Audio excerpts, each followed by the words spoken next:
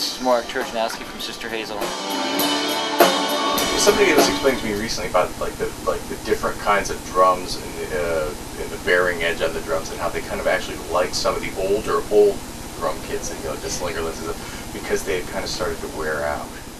Well, the older, it kind of goes back to that manufacturing process of the older kits of having that extra reinforcement hoop, because if you think about it, a normal shell is maybe, I don't know, a ½ inch thick, but now where the contact point contacts the drum head, put another ½ inch of wood on top of that. So you have a bigger piece of wood touching the head at the top when you have that reinforcement hoop.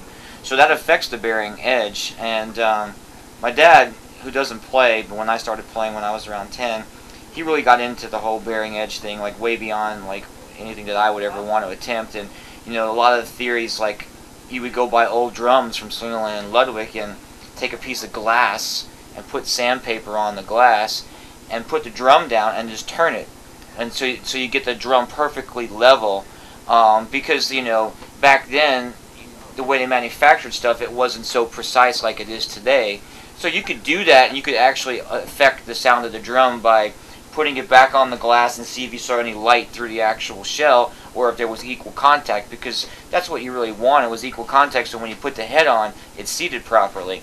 You know, touching at the same place and all the way around. Yeah, touching evenly around the head, because you know, back then they didn't have the manufacturing techniques. A lot of it was done by hand, so they didn't have that kind of sorry about that. They didn't have the technology we have today. So now all the companies have that process. But I mean, a lot of people, there's custom drum makers that will go in and don't mind the naked lead singer. cut the angle of the actual bearing edge to like 45 degrees or whatever. So you know, obviously the theory is the more that the bearing edge touches the actual head of the drum, you're going to get a warmer, more fundamental tone. The less you have, it's going to be louder and more explosive. Okay.